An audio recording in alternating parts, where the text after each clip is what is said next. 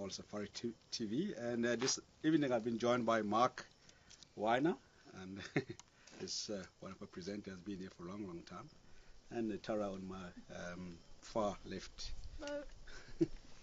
Okay, and Tara. Hi, everybody. And Tara wanted to tell us something, so I'm just going to quickly hand it over to her and then to tell us what it was all I was about. going to talk about something special. And no, I'm not getting married. And no, I'm not having a baby. Susie. But yeah, unfortunately it's going to have to be put on hold a little bit longer. But don't worry, I will tell all, but it's going to be postponed for a little bit. So I know some of you are dying to know, but I will let you know as soon as possible that it is going to be delayed. Cool. That's that was Tara. Yeah, back to me again. Yeah. And yeah, basically, then we're gonna just touch up on the highlights of the weekend, what we've been seeing around our concessions. There hasn't been much happening for the past week and a half or so, and I've been away for a week. I've just got back about a few days ago, and I went to the hyena dance a couple of days ago, and I see fantastic interactions of the cubs there running around the mound, and the mother, and also the couple of individuals also came in and joined the cubs. So it was absolutely a phenomenal experience. How big are the cubs now, actually? So about this big, yeah, I'll say about 3 months. I think you've had the best sighting of them so far. I think so. They came out, they were running around outside. I've only seen them come to the mouth of the den. Same, and being very curious, and sort of looking, and Mum kind of going, "No, you're not going."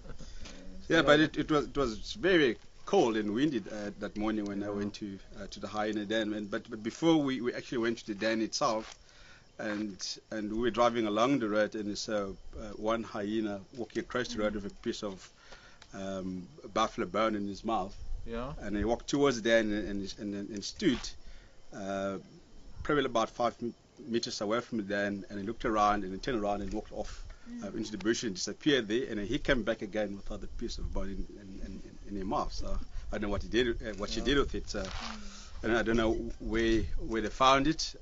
And we went to the den, and the mom was lying on the entrance of the den, looking very lazy, and we just sat there quietly and just enjoy the sighting.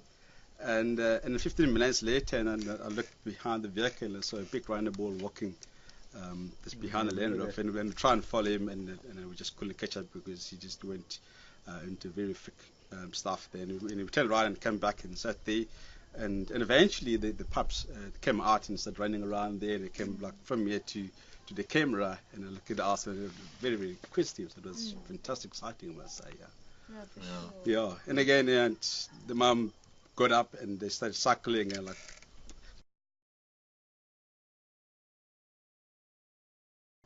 biting the older ones. And the thing is that I've noticed that the cubs from the last den, the youngsters from that Zoe's den, I just found them yesterday, I think it was, on Mumba Road. I don't know if you weren't here. No, I was not here. Yeah. No. Yeah, but just on that. I found them on there was a termite mound just as I was closing drive yesterday. Found the Day two before. youngsters. Was it day before? Day before, I think. Was it? Oh, it was He also yesterday. came. One of them Was it came yesterday? at the den. When it was at the den. Yeah. So he came. Yeah, he came there, and the mum was still lying on the entrance of the den, and then he sort of kept a distance from her, and she got up and then growled at him, and then he lied down, and then he slowly moved towards her, and they started greeting each other, like smelling each other in the nose and that kind of thing. So it was fantastic. Oh no, you are right. It was And yesterday. it's It quite was big. It's yesterday. about this big though. Yeah. Yeah. It was yesterday evening. I was coming down towards the end of drive, just near sunset. I was coming down Mumba Road towards the Mulwati, and I was talking about hyenas. Funnily enough, I had a question. We were talking about hyenas, and the next minute I saw one hyena, and then I saw another one, and there were 4. And it was the 2 Mampimpan with the one older one, floppy ears one, and then the 2 younger ones, and then the one male. And there was a termite mound on Mumba Road that they were lying around for the day. And they got up and they walked straight south. And I told you north. Yeah. Turned around yesterday. But they went straight south. I don't know, you know that den on Leadwood Road, hey? There's an old den just off Leadwood Road. Not that one. I know the one that just on the triangle. Yeah, that really the Yeah. top end of Cheetah Cutline and Gary Oh Bay. Yeah. yes, I know which one. No, but there's another one. We've had Mission and Duna there when they were younger. When you're coming along Leadwood Road, and instead of turning east when it goes up towards Cheetah Cutline, you go into that's where that old battalier nest is. Okay. There was a battalier nest there. Okay. And those youngsters, just before sunset, they got up and they went due south straight towards that then.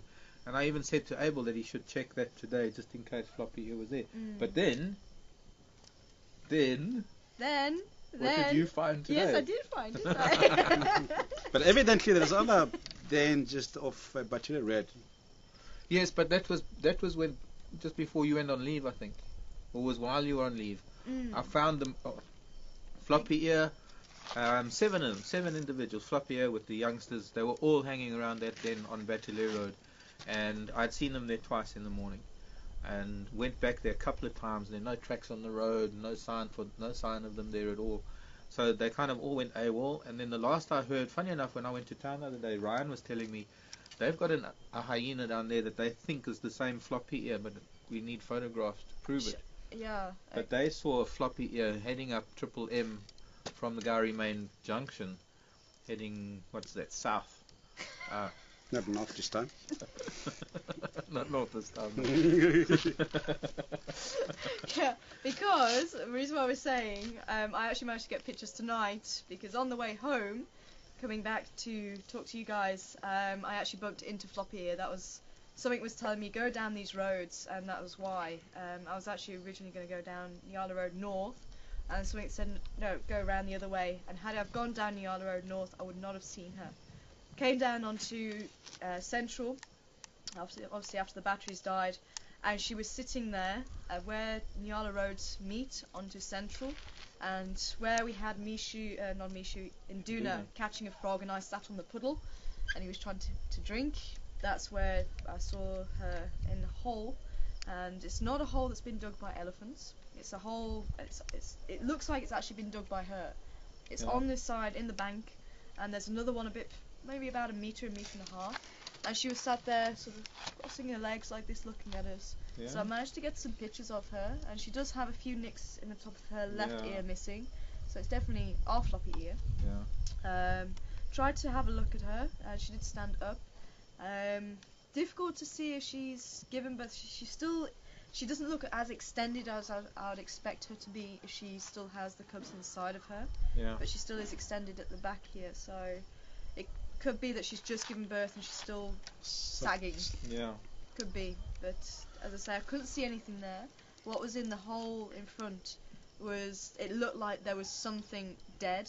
There was a few flies around, so I don't know if she had a bit of a kill or something that she'd found. But I don't know if that's a den site or whether she was just resting there. I'm not sure. I think that's the beauty of it all, is that the days to come, we might not have great sightings lately, but the days to come are going to give us answers to all of these things. We all want answers. We're getting so many people out there that are wanting answers about what's happening with the hyenas and who's giving birth. Of course, we're waiting for someone else to give birth who we haven't seen in a while. Yes, we haven't, have we? No, Yeah. actually haven't had leopard for. No tracks. I didn't see tracks any either, yeah. tracks I again didn't tonight. see tracks at all in my last 2 drives. I think the last time we've seen... It's been raining and windy for the past.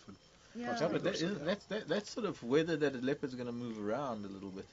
And the only thing that I can think of is they're all feeding. They're all on a kill. Somewhere. But Individually, maybe. The last time we've seen leopard, I think, was when I saw Induna a few days ago, and he was busy hunting along the drainage line down towards Philemon's Dip. Yeah. Million actually said to me it was Karula, just as we opened up the drive. He says, no, I've got Karula here. And when we looked, and I'm like, doesn't look like Karula, but maybe carried on, and then all of a sudden I saw, no, it's Induna.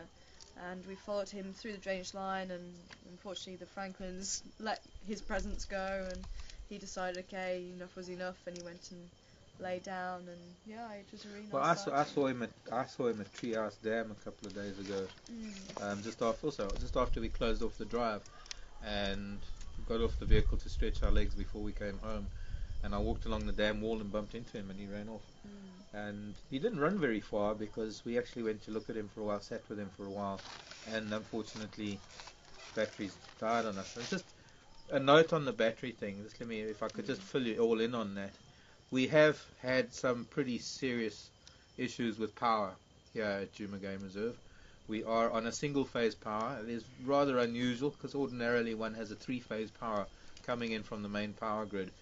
And when the single-phase power goes, we are not tied into the main generators of the lodges. We've got our own little generator, and it does take some time, but it's not as powerful as the main sort of a big 25 kVA or a fairly large generator. We've got a very small one. So batteries have been going through this phase of not getting fully charged, and we are draining them a little bit too much. And with the onset of summer, times are changing, so the gap in between drives is changing as well. So we are having a few issues there. What we need, as much as we don't want to have it rain on a drive, if we had a couple of days of rain, or even just a couple of drives of rain where we can keep the batteries on charge, we would probably have them charged up full. I mean, we need the rain from a bush point of view, but we don't really want the rain from a game drive point of view. Yeah. But it would help us a lot if we could have the vehicle on charge for an extra few hours a day. The problem is just not reaching that full charge state. And as long as we get power now, I think as long as we keep the power going, we are going out earlier. There's going to come a time very soon that we're going to have to start going out a little bit later in the afternoons when we are starting to get sunset around 6:30. Then we'll be leaving at 3:30, and that gives us an extra half hour each way, which hopefully during the summer months is going to give us more time to charge up the batteries. Yeah, for sure. Yeah. I mean, that's another thing, is that the coupled with these power failures we've been having is extreme weather that we've been having. And we went from Monday, what was it? It was 46 degrees. Oh, 46, 48, yeah. 48, it yeah. really was like an oven. Yeah. I was out on drive, and those bats. Yeah. I mean, those two lethargic bats. I mean, that was incredible. That was also. Well, that was the awesome day we sight. had. That was the day The that Jess hornbill. found the Yeah. hornbill eating the bat. Yeah, I've actually put pictures up. If anybody wants to see them, they're on my public Facebook Did you know page. that? I didn't know. And she actually said she saw the hornbill walking towards where the log was, and there was a bat underneath, and the log was on the floor. So it was actually on like a log that's just standing here, and the bat and the hornbill walked up, took the bat from where it was on the floor underneath the log, and started killing it and eating it. Yeah, I took mean, a it's while. incredible. We actually all Yeah. ran out Jeez. and I went to watch it. Yeah, Wow. never seen that before. No, it's just incredible. Me either, yeah. I've seen hornbills eat some amazing things, but never seen them take on a bat. Yeah, I mean that really was. I mean we were all standing. And there's no way it's gonna eat. It is gonna eat that. Oh my word. Okay. Wow. it's Finally did amazing. swallow it. But there was another consequence to those fires, and consequence to the fires, no, consequence to the heat, Yes. and that was fires, because that heat, very often when you get a very high spike in temperatures like this, it is followed by thunderstorms, and we're going to notice this going through the summer.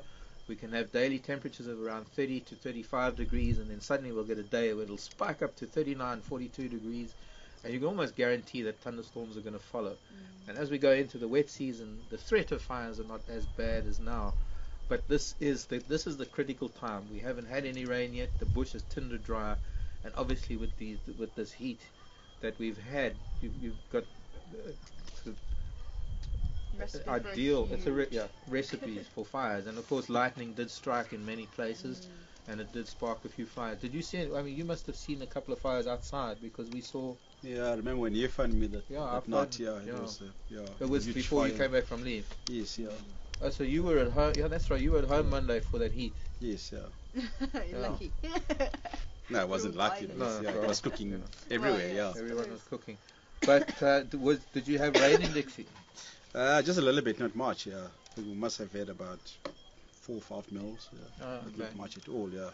But I think we had much more rain outside the reserve than here, because when I drove in the following morning, it was not looking as wet as it was No, we outside the didn't have reserve. any. Yeah. We didn't have any. We had a I few. think we've barely had Just 2 the drops, mils. Barely. Had a few drops. Yeah, a couple of nights later.